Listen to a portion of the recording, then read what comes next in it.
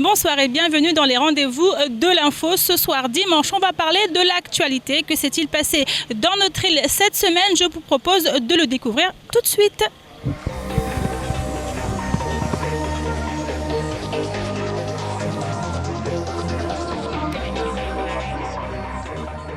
Alors, je suis maintenant avec mon invité. Il est là, il est à côté de moi. Il s'agit de Isiaka Mohamed, qui est gérant à Missi Conseil. Bonjour Isiaka. Bonjour Amina. Alors on est au comité du tourisme, on s'est mis à l'abri de peur que la pluie vienne nous surprendre en cours d'émission. Alors avec vous, on va parler de l'actualité de cette semaine. Comme vous le savez, dans cette émission, c'est l'objet. On va commencer par ce sujet qui a fait frémir beaucoup de monde, qui a fait parler, couler beaucoup d'encre. C'est cette menace de grève générale avec cette intersyndicale qui s'est mise en place, composée de plusieurs syndicats locaux. On regarde le reportage. L'intersyndicale est désormais créée. Les menaces de grève générale n'en sont plus. Les actes ont débuté avec une alliance entre le privé et le public pour exprimer une colère vive. L'intersyndicale souhaite que des discussions soient rapidement entamées entre tous les partis. Mais les syndicats FO et la CGT refusent catégoriquement la table ronde proposée par le MEDEF ce lundi. Nous avons demandé une CCT avec la présence d'un représentant de l'État pour discuter et arrêter des décisions. Aujourd'hui, comme par hasard, il y a le préfet qui nous envoie un courrier décrivant la situation et nous demandant à se réunir sous l'égide de la CCI. Et puis après, par la suite, il prendra les rendus. Et puis de l'autre côté, il y a le MEDEF qui propose une table ronde chez lui. Au MEDEF, au siège du MEDEF. Au MEDEF. Donc déjà pour le MEDEF, c'est écarté. Parce qu'on ne peut pas, dans un premier temps, voir les situations que les salariés vivent dans les entreprises et les syndicats, comment ils sont malmenés dans les entreprises, d'où dans ces entreprises, ce sont des adhérents du MEDEF. Et puis après, c'est le MEDEF qui veut nous réunir pour discuter. Discuter de quoi? Du code du travail qu'ils ont refusé tout ce temps-là. La CGT et le syndicat FO considèrent que cette réunion proposée par le MEDEF a pour unique objectif de gagner du temps. L'ordre du jour est pourtant encourageant. Discussion sur l'application immédiate du Code du travail à Mayotte. Ouseni Balahachi représentera donc l'intersyndicale pour des raisons bien précises. Il y a un proverbe maoré qui dit que les mensonges des menteurs ne tardent pas à se révéler.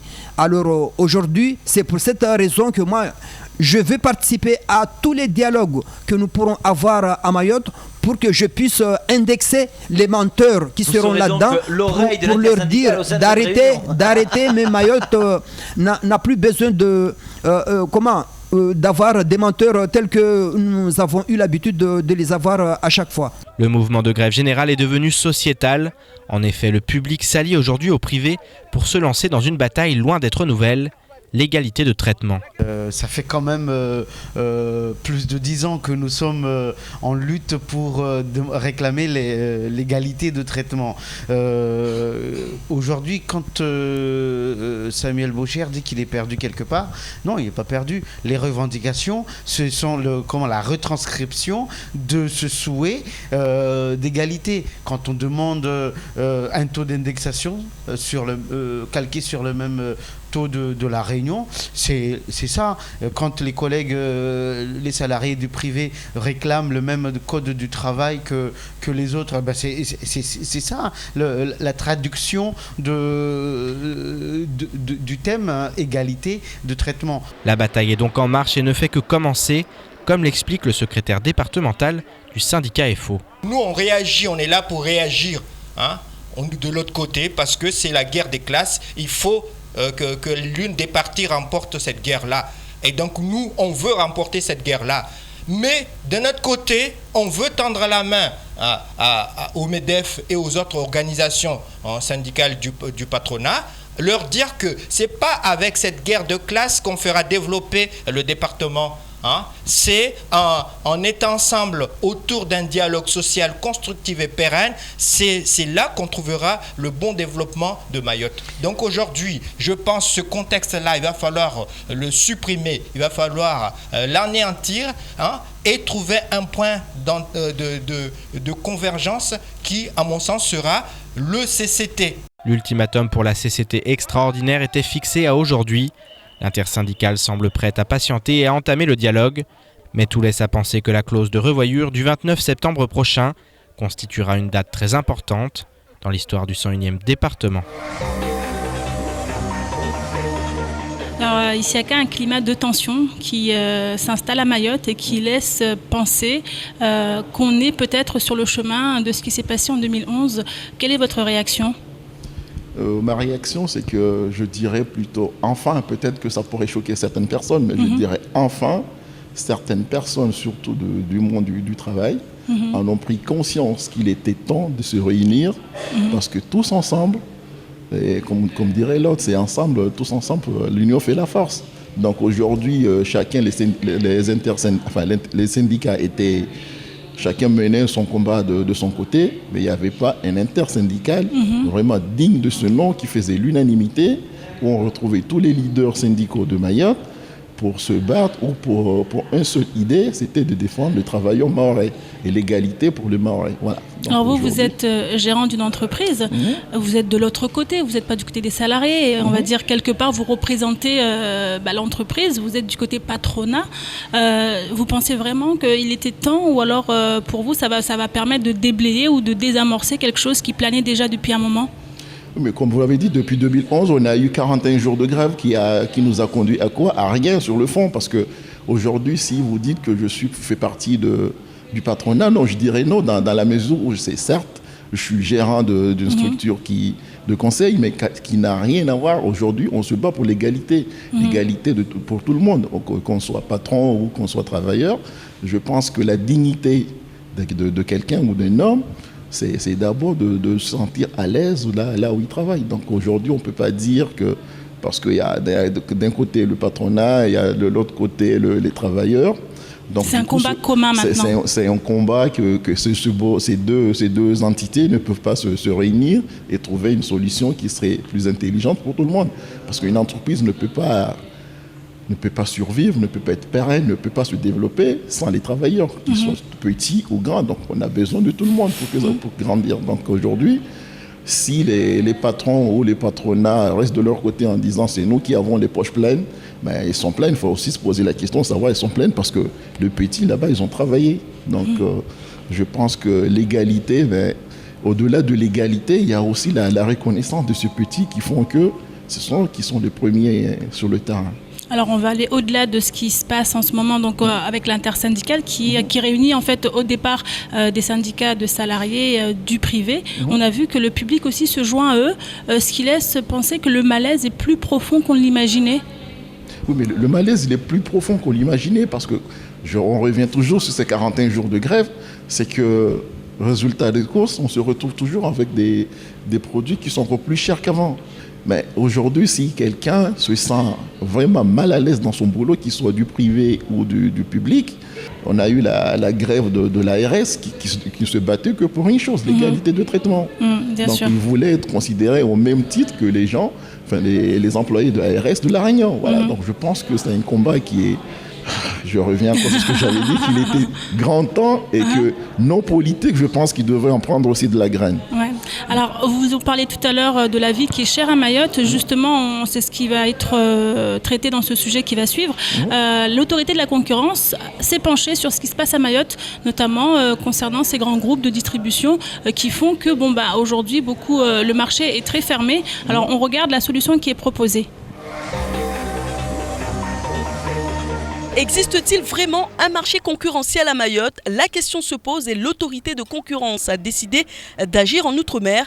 Mais lorsqu'on interroge les Mahorais sur l'offre que propose le marché local, la plupart confient fréquenter les commerces de proximité entre les produits alimentaires, vestimentaires et autres, peu importe le prix. L'essentiel, c'est la qualité. J'ai jamais choisi un magasin. Si je me trouvais au Vallon, j'achète à Sodifram de Migros, au Vallon. Soit je me trouve à Mamoudou, j'achète à Chopi. Ou si je me trouvais à côté de la caisse de sécurité sociale, j'ai acheté à la SNI. Vous, c'est pas une question de prix? Non, il n'y a pas une question de prix. De toute façon, ils sont tous pareils. Hein. Il y a un monopole par rapport au prix. Sur Dicage, sur Diffram, Shopee, c'est Shopee. Donc, à peu près, quand je vois les enseignes, c'est à peu près tous les mêmes. Quoi. Les prix sont tous les mêmes. Donc, on n'a pas trop le choix par rapport à ce qu'on a. Quoi. Menacés de fortes amendes, les fabricants et grossistes tels Pernod Ricard, Danone, Johnson & Johnson et autres se sont engagés à favoriser la concurrence dans les départements et territoires d'outre-mer. D'autres marques devraient incessamment sous peu suivre ce chemin, une bonne nouvelle. Il n'y a pas de choix de magasin en fait. Pour faire mes courses, soit je vais les magasins le plus près, comme j'habite à Ouangani, je vais les magasins qui est de Chiconi ou Sakomani. Voilà. Mais quand même, vous avez un souci quand vous venez à Mamoudzou, c'est ça? Oui, c'est obligé parce que plusieurs produits sont ici à Mamoudzou, donc c'est pas évident de se taper les embouteillages ou faire des embouteillages. Ce sera mieux qu'ils ouvrent d'autres magasins au nord, au sud, comme ça on ne sera pas tous obligés de descendre à Mamoudzou pour venir acheter des choses. Quoi. Par-delà leurs obligations légales, certains industriels ont même proposé de sélectionner périodiquement leurs grossistes via des procédures d'appel d'offres ou de mise en concurrence. Les premiers effets devraient rapidement se faire sentir, signant ainsi la fin des ententes et des comptoirs immoraux. C'est du moins ce que tout le monde espère. Les habitants le disent dans le reportage, peu importe aujourd'hui où on va, puisque les prix sont les mêmes, aussi élevés dans un établissement qu'un autre. Qu'est-ce que vous en pensez? C'est la réalité, c'est la dure réalité de Mayotte. Je ne sais pas si on peut mettre ça sous le dos de l'insularité de Mayotte, mais il est clair qu'aujourd'hui, si on veut acheter, soit c'est BDM, comme dirait l'autre Jumbo, ou soit c'est Sodifram. Donc je pense qu'à deux, en deux entités qui ont le... Enfin, on va parler de monopole sur Mayotte, est-ce qu'on peut parler de concurrence? Donc il y a des ententes ou des accords tacites qui sont passés entre ces deux. L'un doit prendre la classe aisée de l'île et l'autre doit s'occuper de la classe moyenne. Et un troisième qui est Somako qui doit aussi s'occuper de la classe ouvrière ou la petite classe. Donc je pense que les prix sont fixés par ces trois-là et qu'il n'y a rien, il n'y a pas une entité vraiment de l'État qui contrôle ces prix. Donc ils fixent le prix, il n'y a pas de contrôle, il n'y a rien du tout. Donc du coup aujourd'hui, s'il y a l'observatoire de prix se met à travailler ou elle est effective, il faudrait vraiment qu'elle prenne le problème à bras le corps parce que je pense que les Mahorais, tout le monde a compris que les prix étaient chers à Mayotte, sauf ceux peut-être qui sont au pouvoir, qui ne sentent rien du tout parce qu'eux, ils vivent dans un autre monde, mais pas Mayotte. C'est pas possible que ceux qui sont là, ils disent que la vie est chère à Mayotte, la vie est chère à Mayotte, mais il n'y a que eux qui n'en prennent pas. Et ça continue pourtant, et voilà, il n'y a rien qui change. Et c'est eux qui s'en mettent plein les poches, et ceux qui travaillent, qui sont à la base, les Mahorais de base, eux, ils souffrent. Donc, et pourtant, la loi Lurel était censée régler ce problème, était censée amener des solutions. Je suis d'accord avec vous, avec le mot ou le qualificatif que vous avez utilisé, censé régler ce problème, parce que la réalité, elle est là. Elle est frappante, elle est mortelle, entre guillemets. Mais bon, qu'est-ce qu'on peut faire? Alors, un autre sujet dont on va parler, Isiaka, il s'agit de cette intervention de notre député Boinali Saïd dans une émission, en fait, un reportage qui s'appelle Révélation. Assez surprenant son intervention. Regarde, en quelques mots, vous comprendrez. La France n'avait pas l'intention de départementaliser Mayotte. Et une partie, si vous voulez, de la classe politique ici a fait pression pour que Mayotte soit départementalisée. Alors pourquoi? Voilà, on a envie de savoir. Par nostalgie de l'Algérie, par nostalgie du contrôle, si vous voulez, de l'espace maritime de l'océan Indien, par géostratégie, par esprit d'empire. Le relent de la colonisation existe encore. De ma jeunesse, un enfant était éduqué par le village, par son clan. Pas uniquement par ses parents, mais par un groupe, c'est ça? Par un groupe, donc avait ce contrôle social par le groupe. D'accord. Maintenant, les juges, semble-t-il, ne sont plus d'accord avec cette méthode. Un enfant doit être libre jusqu'à ce que les parents prennent peur de l'autorité parentale. exercer sur l'enfant. Et on va les laisser partir. D'accord. Et du coup, ces gamins errants vont se choisir un modèle de socialisation. Vous savez, si vous n'avez pas le contrôle parental, le contrôle des institutions, vous vous socialisez par des groupes, des gangs, des bandes rivaux, des quartiers qui s'exercent des rapports de force, parfois par la violence, et vous voyez les chambeaux, et puis voilà. Maintenant, le juge se déjuge en disant nous n'y étions pas là. Votre réaction, Isiaka, en regardant ces images? De premier abord, ces images peuvent donner ou pour pousser à la réflexion, voire même surprendre, venant d'un député, un élu de la République, de surcroît un député. Donc, mais je comprends quelque part avec le recul, je pense que Boun Ali voulait exprimer quelque chose qui lui est cher. Pour être éduqué ou élevé dans une société mahoraise, mais vraiment mahoraise à l'ancienne, où toute grande personne était considérée comme parent.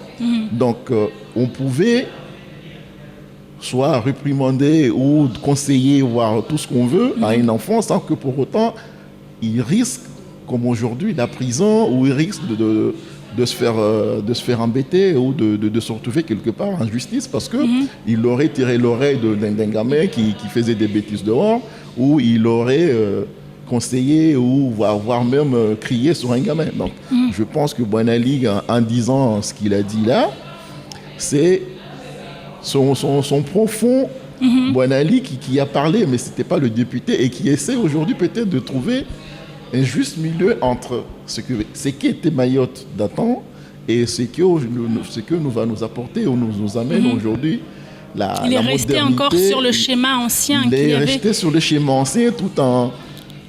Je vais au-delà de ce qu'il a dit, en essayant peut-être, en poussant un cri d'alarme, en disant mais est-ce qu'on peut trouver un juste milieu entre le passé ou le mahorais, l'éducation à la mahoraise à l'ancienne, et aujourd'hui, ce que nous amène la départementalisation, l'occidentalisation de Mayotte, et avec tout ce qu'on connaît qui nous amène comme lot de problèmes de délinquance, de tout ce qu'on sait. Et aussi la justice qui est là, qui devait normalement réguler les choses, et qu'aujourd'hui, on se pose des questions. Est-ce que c'est pas... On est emporté par cette idée de l'enfant roi, où un enfant ne ment jamais, alors qu'on sait très bien que les enfants... ils mentent aussi que les grandes personnes. Donc voilà, est-ce qu'aujourd'hui on peut trouver un juste milieu pour que le mahorais de base ou le mahorais tout court, qui est aussi français, se retrouve dans cette société? Alors vous parlez justement de ces jeunes qui ne craignent plus rien. On va regarder dans un autre sujet une affaire de cambriolage qui a tourné, on va dire d'une manière assez surprenante. L'agressé est devenu agresseur. On regarde. En novembre 2014, France Mayotte relatait une affaire de cambriolage à Bandrélé, durant lequel un voleur avait été arrêté par le propriétaire et 2 de ses amis. Le jugement a eu lieu hier et 2 des individus ont été condamnés à 1 an de prison ferme pour violence et séquestration. La nouvelle suscite de nombreuses réactions, d'autant plus que l'un des condamnés n'est autre que l'homme politique Abdoulaye Ariti. Je ne suis pas d'accord, parce que tout le monde sait que cette délinquance est organisée. Mais que les policiers, que les gendarmes, que l'État fasse son boulot. On ne peut pas subir tout le temps, ça veut dire que chaque fois c'était Daziari, la dernière fois maintenant, mais chaque fois quand ça nous arrive, c'est comme ça. Et pourquoi quand on va porter plainte, la plainte ne va jamais jusqu'au bout, mais ça s'arrête, on n'a jamais de suite. Une plainte pour séquestration et violence a été déposée par le parquet. Le jeune agresseur âgé de 16 ans est devenu victime, de quoi choquer les personnes interrogées ce matin. Même si on reportait plainte, toujours chongo doyo quoi. Babo donc bakone ka réagissait namneyo aonomba serikali kaisifanya nzima za lazima na asifanye hivyo. Yodelmana yajata namna yaja namneyo. Si nul n'est censé ignorer la loi comme l'explique ce riverain, le ras-le-bol de certains administrés les pousse à se faire justice soi-même, ce que le juge ne peut accepter. La loi c'est la loi, on a voulu être français et puis devenir département, donc on doit se soumettre à des lois. Après effectivement, se faire justice soi-même, c'est pas une bonne solution. Si on le fait, faut pas se faire prendre, c'est tout. abattu. Abdillah Ariti songe à faire appel de cette décision qu'il estime disproportionnée. Beaucoup d'administrés expliquent pour leur part que cette décision du tribunal donne de la force aux délinquants et les incite à continuer leurs méfaits, comme ils le font chaque jour en toute impunité. Un an ferme pour avoir s'être défendu, on va dire une forme de défense par rapport à un acte de délinquance qui a lieu sur un lieu privé, sur un domicile privé.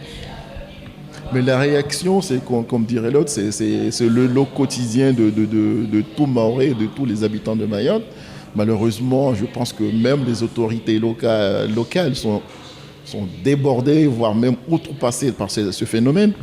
Mais aujourd'hui, comme il y a violence au domicile, mais le respect du domicile de tout un chacun, est-ce que ne devait pas d'abord primer sur l'acte de cet acte de délinquance gratuite? Parce que quelqu'un qui vient chez vous, ce n'est pas pour vous dire bonjour ou bonsoir, s'il n'est pas invité. Donc il y a déjà cette violation de domicile qu'il faut aussi se poser la question, est-ce qu'aujourd'hui on peut parler de violation de domicile ou de respect du domicile tout court? Parce que quelqu'un qui vient chez vous, comme ça, sans être invité, il y a aussi ce risque-là, c'est que déjà c'est un délinquant, c'est un jeune de moins de 16 ans qui est plus à même de commettre des actes de vol, voire de viol, voire autre chose. Je ne sais pas dire si c'est du viol, mais qui se fait attraper. Mais aujourd'hui, la personne qui l'a attrapé, qui est de premier abord, qui est chez lui, qui se sent victime, parce qu'il a séquestré ce jeune, le temps que les forces de l'ordre arrivent. Aujourd'hui, il va prendre 1 année de prison parce qu'il l'aurait séquestré, parce que, entre guillemets, il serait fait justice. Mais il faut se poser la question. Et si ce gamin de 16 ans l'avait poignardé ou l'avait tué, on parlerait. Et qu'est-ce qu'on aurait dit? Est-ce qu'on aurait dit que c'est un gamin, on l'aurait relâché? Parce que justement, on parle beaucoup de cette impunité de ces mineurs qui, apparemment, parce qu'ils sont mineurs, on ne peut pas les enfermer, donc ils sont souvent relâchés. Et c'est ça, en fait, qui embête beaucoup de Mahorais aujourd'hui. Quand bien même ces enfants, ces jeunes sont attrapés, il n'y a rien qui se passe après. Il y a la responsabilité des parents. Il faudrait que ces parents viennent jusqu'au commissariat justifier l'identité de cet enfant et dire que c'est le mien. Voilà. Et après, on peut le laisser. Parce qu'un gamin qu'on amène au commissariat et qu'il peut sortir dehors et se faire écraser. C'est la responsabilité de qui? Est-ce que c'est la responsabilité de la personne qui l'aurait attrapé, qui l'aurait amené là-bas? Il y a toute une réflexion qu'il faudrait mener autour de ça. Il y a toute une réflexion qui devrait être menée parce que même le policier qui l'aurait entendu et qui l'aurait libéré par la suite, il est aussi responsable. Parce que ce sont ses parents qui devraient venir chercher cet enfant mineur. Et malheureusement, ces mineurs savent pertinemment qu'ils n'ont même pas justifié de leur identité s'ils sont au commissariat, même s'ils sont des majeurs. Il suffit qu'ils disent qu'ils ont 16 ans ou moins de 18 ans, ils savent pertinemment qu'ils vont te lâcher dans les 15 minutes ou dans la demi-heure qui suit. Moi, je me rappelle d'une histoire où un gamin qui est entré dans une maison par Samenti, la personne a appelé la police est venue, ils sont partis au commissariat. Et le gamin, il est sorti, on l'a laissé sortir en premier, et le gamin attendait le monsieur dehors. Et quand le monsieur est sorti, il lui a dit, mais maintenant, ramène-moi chez moi, parce que tu m'as retrouvé à Passamenti, moi, je n'étais pas Mamoudzou. Vous imaginez un peu la frustration de cette personne qui s'est fait cambrioler et qui se retrouve aujourd'hui à être narguée par un gamin. C'est ça qui devient insupportable pour de plus en plus de Mahorais. Et c'est ça qui devait amener tout le monde à réfléchir. Qu'est-ce qu'on peut faire? Parce qu'un gamin qu'on attrape chez soi en train de voler ou qui veut passer à un acte de cambriolage, voire autre chose, je pense qu'il faudrait qu'à un moment ou un autre, il faudrait que la justice aille au-delà de ce qui dit la loi, mais il faut voir la réalité sur place, parce que la réalité... Il faut adapter en fait ces règles-là, ce qui se passe à Mayotte. Je pense qu'il faut adapter la réalité par rapport à la réalité qu'on vit à Mayotte, et que ça ne serait pas outrepasser les lois, voire ne pas les appliquer. Je pense que c'est du bon sens humain d'appliquer quelque chose à la mesure ou à la hauteur de la situation. Donc, maintenant, si on nous dit les mineurs, ils sont responsables de rien, voilà. C'est cautionner un peu ce qu'ils font. Merci beaucoup, Isiaka. Alors, c'est ici que s'achève la première partie de l'émission. On se retrouve après la pub pour la deuxième partie, bien sûr. À tout à l'heure.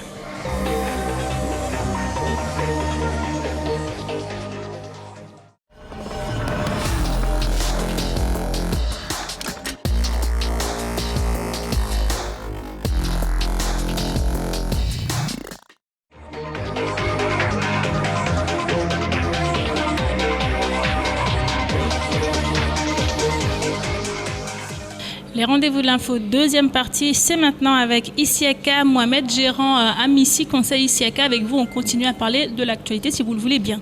On continue à parler. Alors l'actualité cette semaine, c'était également ce séminaire qui s'est tenu à Mamoudzou avec les fonds européens transversaux. Qu'est-ce que c'est? Je vous propose d'en savoir un peu plus dans ce reportage. Connaître les fonds disponibles au niveau européen pour pouvoir prétendre en bénéficier. Voilà l'un des objectifs du jour. En effet, différents fonds européens structurels et d'investissement existent, mais sont souvent inconnus. FSE, FEADER ou encore FEAMP. Ce séminaire dans les locaux de la CCI a apporté un éclairage bienvenu. C'est important, les choses évoluent.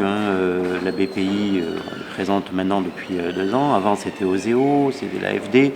Tout ça change, évolue. Et c'est important de savoir comment ça évolue et de manière à pouvoir maîtriser un petit peu les différents types de financement possible et en fonction des projets, en fonction des besoins, en fonction des possibilités propres de l'entreprise, de faire appel à un ou autre de toutes ces possibilités qui nous sont offertes aujourd'hui.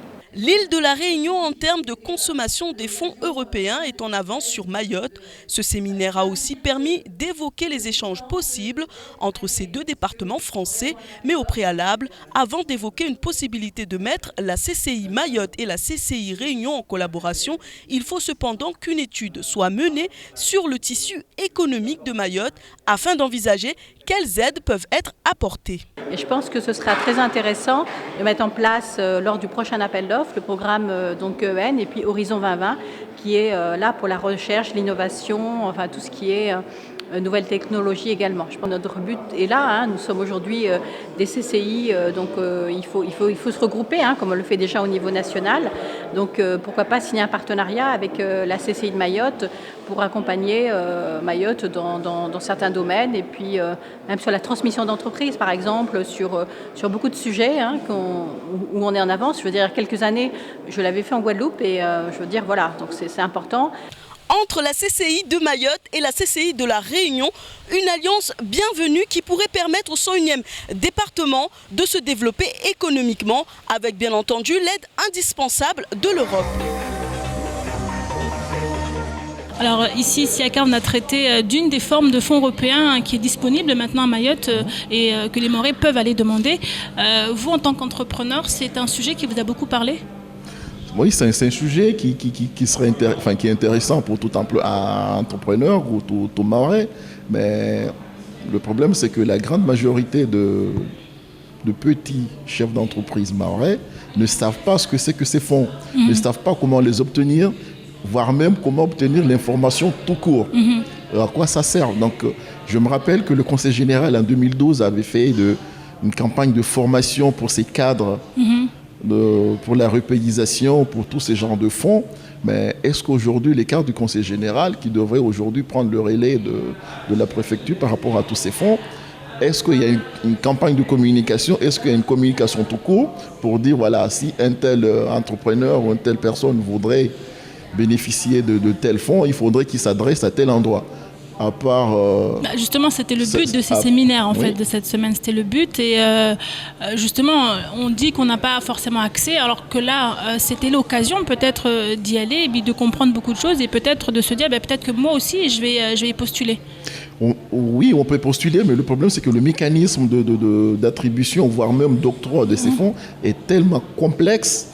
Donc, je pense que déjà, avec... C'est une trop grosse machine. C'est une trop grosse machine et ça demande beaucoup de garanties. Et même quand on maîtrise tout ça, il faut aussi avoir les moyens de pouvoir financer ou avancer les fonds, parce que les fonds européens, c'est ça le gros souci. C'est qu'il faut, même si on vous donne un accord de principe, il faut avoir la capacité financière d'avancer ces sous. Et même quand on vous donne un accord de principe, c'est pas sûr qu'au final, on vous rembourse. Parce que eux, par rapport à leur comptabilité ou par rapport à tout ce qu'ils ont mis en place pour les vérifications de ce genre de fonds, si ils estiment que ça n'a pas été utilisé à bon escient, au-delà, même si on avait eu l'accord de principe, On peut Pour vous, c'est à double refuser. tranchant, c'est ça? Voilà, c'est à double tranchant et il va falloir vraiment non seulement maîtriser tout le mécanisme, mais aussi maîtriser les fonctions derrière et avoir cette capacité d'avance financière, ce que n'a pas tous les entrepreneurs locaux, voire même tous les petits. Et pourtant, à La Réunion, ce sont des fonds en fait qui sont utilisés souvent. En fait, les entrepreneurs réunionnais, apparemment, ils postulent très régulièrement et ça marche plutôt pas mal. Donc, cette alliance qui se profile entre la CCI de La Réunion et la CCI de Mayotte, c'est une bonne chose pour les Mahorais. C'est une bonne chose pour les Mahorais. Il faut voir aussi qu'est-ce que les Mahorais peuvent demander. Il peut bénéficier de la technicité de La Réunion ou de l'apport en technicité par rapport à La Réunion. Mais le problème, c'est que La Réunion, c'est les champions de toutes catégories confondues pour la consommation de ces fonds. Mais je pense que cet accord, il faudrait que Mayotte sache exactement ce qu'elle veut. Est-ce que c'est pour apprendre? Préciser c'est plus pour ou moins préciser son cahier, ses doléances par rapport à cet accord qui serait, est-ce que c'est pour acquérir par rapport à ces techniciens la capacité ou les techniques de montage du dossier, voire même de ce financement, ou c'est pour aider Mayotte ou les techniciens de Mayotte, voire les structures mahoraises, à utiliser, à monter des dossiers. Je pense que c'est ça qu'il faudrait, c'est qu'il faudrait avoir des techniciens qui sont plus à même de monter des dossiers, de renseigner les gens, de communiquer dessus et à accompagner ces gens-là. Parce que une fois qu'on vous a donné toute l'information, oui, vous pouvez en avoir ça, oui, il faut faire ceci, il faut faire cela, mais c'est tellement précis que le hasard n'a pas sa place dans ce genre de fonds et qu'il suffit que le dossier il est mal monté ou il manque quelque chose, le dossier il est mis à l'écart. Voilà, donc c'est mis à l'écart et il faut voir aussi la lourdeur de ce genre de dossier qui font que ça prend 6, voire 1 an, voire 2 ans. Et qu'on peut pas, un petit entrepreneur ne peut pas perdre son temps à monter un dossier 6 ans, enfin 1 an après, qu'il n'y a rien. Quoi, voilà. Donc je pense qu'il... Donc vous restez quand même assez sceptique? Je suis sceptique dans la mesure où je demanderais à voir et à savoir exactement qu'est-ce que le CCI de Mayotte entend de cet partenariat ou de cette collaboration. Alors on va parler maintenant ici à CAD d'un sujet qui a quand même fait de la peine à beaucoup de Mahorais, notamment dans le milieu artistique de la musique mahoraise, musique traditionnelle plus précisément, le décès de Sundi, cette personne qui a beaucoup contribué à l'évolution de la musique traditionnelle mahoraise avec son gaboussi traditionnel. On regarde le reportage. Tous les amoureux de la musique traditionnelle et tous ceux qui l'ont connue sont endeuillés. L'artiste-compositeur Sundi est décédé hier et a été enterré ce matin à Chirongui. Et c'est rempli de tristesse que ses camarades et sa famille l'ont accompagné jusqu'à sa dernière demeure.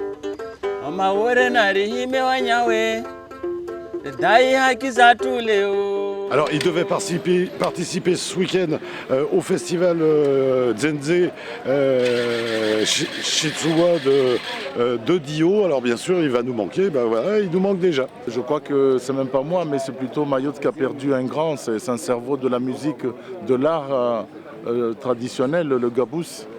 Au niveau de la jeunesse ici, tous les jeunes, toute la communauté culturelle de Mayotte est sous le choc. Parce que c'est quelqu'un qui avait des initiatives innées. Authentique, réfléchi et généreux, l'homme laisse derrière lui une femme et 3 enfants. De nombreux jeunes présents, comme le petit Langa, ont tenu à lui adresser un dernier message, car la peur de voir la musique traditionnelle mahoraise se perdre semble ressurgir avec ce décès. Ouais, c'est une perte c'est une très grande perte pour nous, les artistes de la musique traditionnelle maori, parce qu'il était le grand Fundi, tu vois, qui restait. Il n'y en avait plus, tu vois, plus grand à part lui. La musique traditionnelle maori est en train de disparaître. Il va nous manquer, c'est surtout ça. Aujourd'hui, ce qui nous amène, c'est dire au revoir à un ami, avant l'artiste qu'il était. Courage surtout à la famille, parce que ce n'est pas un moment facile, mais on est tous là ensemble en soutien. Beaucoup le regretteront pour son talent indéniable. Il nous quitte en emportant avec lui le secret de cette musique mystique qui fait entrer les femmes en transe. Bon nombre se demandent encore qui lui succédera alors qu'il enseignait à de nombreux artistes son savoir-faire. S'il n'a pas eu le temps de mener à bien tous ses projets, il est clair que pour l'ensemble de son entourage, le combat continue. C'était un grand monsieur, un grand musicien, mais malheureusement, il n'a pas été reconnu en tant que tel, franchement. Mais on a perdu un grand monsieur, un frère. Ouais. Alors Mayotte vient de perdre une personne importante, une figure de la culture mahoraise. Vous, Isiaka, vous êtes touché particulièrement ? Moi, je suis touché particulièrement, je dirais, à plus d'un titre, parce que avant d'ouvrir Missy Conseil, j'étais collaborateur de Studio Vanguard. Donc j'ai connu Soundi avant même de le connaître personnellement. J'entendais parler de Soundi, j'entendais parler de ses musiques. Et à partir de 2012, j'ai pu rencontrer Soundi parce qu'on a fait des sorties avec le groupe New Galaxy, avec Jean-Raymond Cuizard. Et j'ai découvert un homme avec un grand H, un homme avec un grand cœur, un grand frère. Soundi, il faisait partie de cette grande personne, ou de cette personne tout court, qui ne demandait pas beaucoup.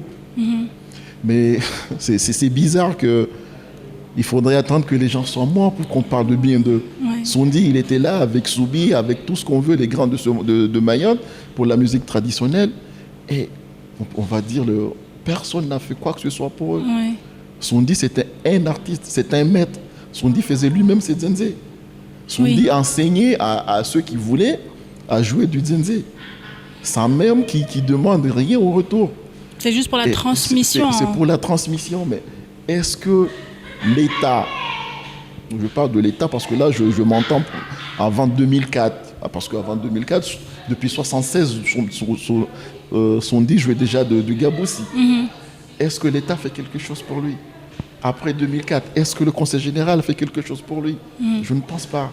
Vous regrettez en fait qu'il y ait un manque de reconnaissance durant son vivant? Je regrette amèrement ce manque de reconnaissance, mais au-delà de ce regret, je pense que je suis outré, parce que ce n'est même pas un manque de reconnaissance, c'est du mépris de nos artistes. Il faudrait qu'on attende qu'un artiste disparaisse pour qu'on se dise, voilà, c'est un grand, c'est un monsieur, c'est un ceci, c'est un cela. Et en même temps, il est parti avec tout son art. Qui se bat, qui rame dans son petit coin tout seul, on ne fait rien pour lui. Moi, je me rappelle, Soundi, on était en juin, là, en 2013, il m'avait parlé de son projet de sortir un album.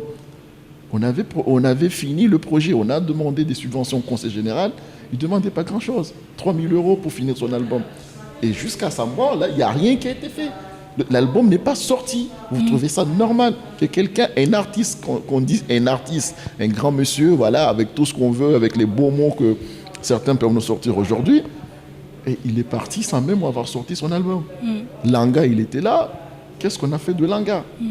Il est parti, c'est un grand, mais il va partir dans l'anonymat le plus complet.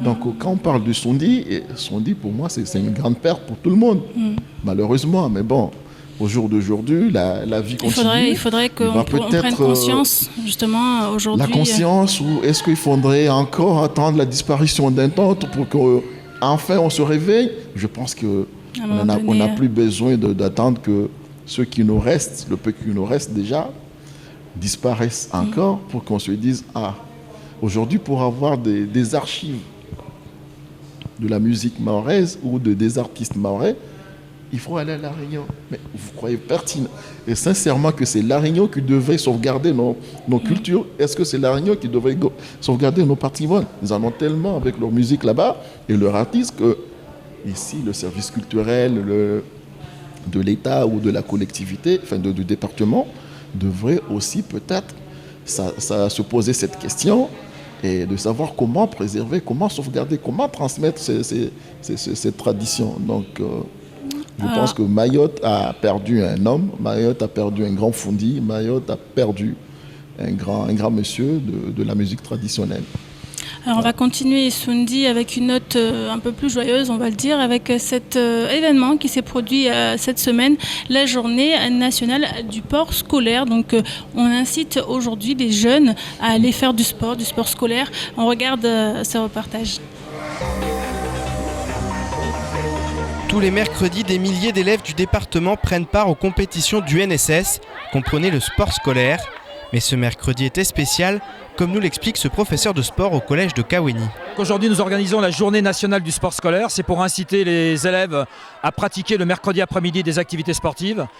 Donc traditionnellement, on a 3-4 épreuves de tournois, foot, basket, relais, etc. Et on termine par une épreuve spécifique du lycée qui est une épreuve de course relais garçon de café. À Mayotte, les conditions sont parfois difficiles, mais le sport est souvent la matière préférée des élèves. Les professeurs le savent et proposent ainsi de nombreuses activités pour offrir à chacun une discipline et un passe-temps le mercredi après-midi. Les projets EPS, malheureusement, sont très dépendants des installations. On a peu d'installations. On a vu que les programmes actuels de construction de collèges et lycées programment également des installations sportives. Mais nous avons hérité d'installations anciennes avec peu de commodités. Mais on essaye quand même de faire avec. Donc on propose à nos élèves basket, foot, raid, la participation au cross académique du mois de novembre, athlétisme bien sûr, voilà. Que ce soit à Kaweni ou à l'abattoir, les élèves se sont beaucoup amusés et semblent même en vouloir encore. Et aujourd'hui on a participé dans un jeu, le jeu s'appelle Garçon à café et aujourd'hui on s'est amusé. Donc et c'était magnifique et moi et mes camarades là. Franchement c'est la première fois que je participe dans le concours sportif et j'étais vraiment contente de participer. C'est un jeu très bien. Le Garçon café. Je suis très heureuse d'avoir participé. De leur côté, les professeurs semblent eux aussi avoir beaucoup apprécié l'événement. Aujourd'hui c'est la journée du sport et ça fait plaisir de jouer avec les élèves, ça permet de leur montrer qu'on est proche d'eux et qu'on les aime aussi quoi. Bonjour, Charlotte Caïban, STMS à Kaweni. On profite d'un moment comme le sport pour échanger tous ensemble et ça fait vraiment plaisir aux uns et aux autres. Le sport représente un réel échappatoire pour des milliers de jeunes du département qui tous les mercredis se réunissent autour de ses multiples vertus pour vivre des moments inoubliables. Alors, du sport, l'activité physique, c'est hyper important et il faut l'inculquer à ces jeunes. Vous en pensez quoi, Isiaka ? L'inculquer à ces jeunes, je pense que tout jeune est déjà a des aptitudes à faire du sport, n'importe quel sport. Donc, tout le monde ici, ou à Mayotte, avec une population très, très jeune, tout le monde peut courir, tout le monde peut faire du basket, tout le monde peut faire le sport qu'il veut. Sauf que là, il faudrait aussi qu'il y ait les structures qui adéquates. C'est souvent ça qui revient. C'est ça qui revient, c'est ça qui fait que certains sports à Mayotte ne peuvent pas être pratiqués ou ne peuvent pas être faits parce qu'il manque de structure. Mais le peu déjà qu'on peut faire, on manque cruellement de structure, voire même d'organisation, enfin, pas d'organisation, mais de responsables pour la pratique. Enfin, voilà, donc au-delà du foot qu'on peut faire partout, ou du volley qu'on peut faire un peu partout, il y a des sports qui demandent quand même un minimum de structure. On ne peut pas au jour d'aujourd'hui, en 2015, se permettre aussi de jouer du handball en plein air sur du bitume, au risque de se faire casser un bras ou de se faire mal. Et pourtant, vous parlez de ce manque de structure, ça n'a pas empêché nos sportifs de s'illustrer lors des Jeux des îles de l'océan Indien qui ont eu lieu cet été. C'est une bonne démonstration, comme quoi nos jeunes ici, ils ont des capacités qu'il faut exploiter. Oui, mais c'est sûr qu'on a des capacités parce qu'on a vu le dernier jeu qui s'est déroulé à La Réunion où on a eu quand même trois athlètes sur le même podium, premier, deuxième, troisième pour le javelot. On a eu pour le handball les filles et les garçons finir médaille d'argent. On a eu le football qui a fini aussi médaille d'argent. Donc je pense que Mayotte a du potentiel, Mayotte a de la ressource en matière de sport. Mayotte, c'est la nouvelle Eldorado pour le sport. Donc je pense que les pouvoirs publics, ils l'ont exprimé d'ailleurs, ils l'ont exprimé en disant qu'ils vont mettre en œuvre. Au-delà de leur guerre politico-politicienne, je pense qu'il faudrait qu'eux, ils règlent leurs problèmes politiques ailleurs et laisser les Mahorais s'exprimer pleinement. Les jeunes sportifs mahorais ont besoin de soutien, ont besoin de reconnaissance, ont besoin de découvrir ce qui se passe ailleurs. Parce que moi, je prends l'exemple pour certaines personnes qui ont vécu à Mayotte, qui n'ont pas eu la chance d'être vues, comme dirait l'autre, pas vues, pas pris. Donc, qui avaient du potentiel énorme, mais qui sont restés à Mayotte et qui n'ont pas eu l'occasion d'aller s'exprimer ailleurs, alors qu'ils étaient pleins de talent. Donc maintenant, à La Réunion, je pense que, entre guillemets, au niveau handballistique, c'est fini, on a creusé, il n'y a plus rien.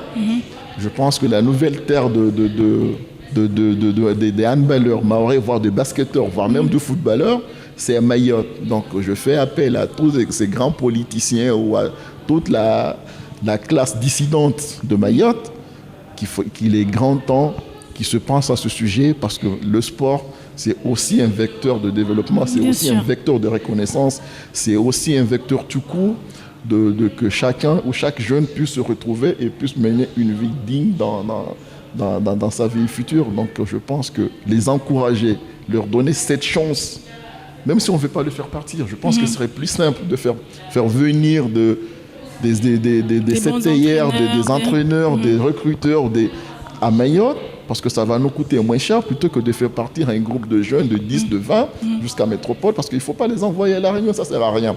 La Réunion, ils vont à La Réunion vont privilégier leurs jeunes. Donc il faut les envoyer directement dans les centres de détection, dans les centres de formation, dans les centres de sélection qui sont tout le temps organisés, tout le monde en métropole, en France métropolitaine. Et je pense que là, on aura des jeunes qui pourront défendre et Mayotte et la France. Donc le potentiel, il est là. Maintenant, c'est au pouvoir public de prendre aussi leur part de responsabilité, de faire partir ou de faire venir nos jeunes pour que enfin Mayotte soit reconnue. On a très peu de jeunes qui sont dans l'équipe de France et Dieu sait qu'on en a du potentiel à Mayotte. Alors, Isiaka, maintenant, je vous propose de parler un petit peu de votre parcours. Vous êtes chef d'entreprise dans le conseil. Alors, aujourd'hui, l'entrepreneur que vous êtes, quel regard vous portez sur la situation actuelle de Mayotte ? Le regard que je pense, c'est que c'est un regard que, comme tout Mahorais qui se dit, Mayotte a beaucoup à donner, mais Mayotte a beaucoup aussi du retard. Est-ce qu'aujourd'hui, parce que le sujet vraiment préoccupant pour tout à chacun ici, c'est cette délinquance, cette jeunesse qui sort de l'école sans rien à la clé, et que malheureusement, on a peu de structures, ou les structures qui sont là n'amènent pas des qualifications, voire même autre chose qu'ils peuvent espérer. Enfin, ces gens-là peuvent espérer pour leur avenir, malheureusement. Même si vous allez me dire, il y a des enfants, mais force de constater que ce n'est pas encore suffisant. Le BSMA, voire d'autres centres de formation qui sont sur Mayotte. Vous avez recruté, vous avez... J'ai pas encore recruté, enfin, j'ai une collaboratrice, mais on a encore une petite structure qui a été ouverte cette année, il y a au mois d'avril. Donc on commence, on essaie de se faire connaître.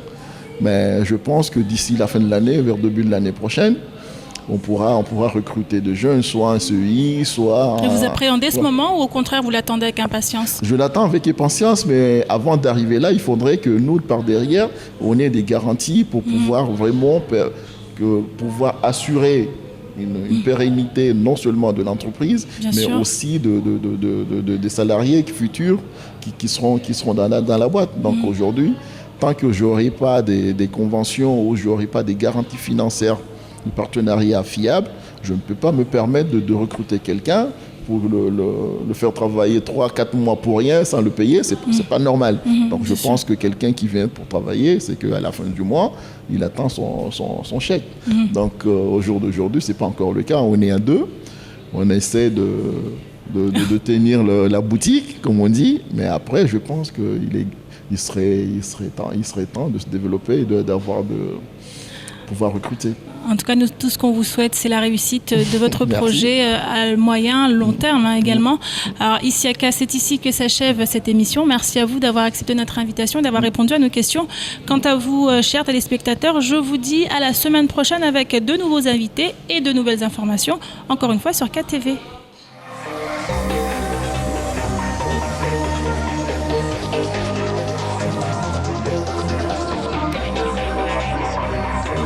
Thank you.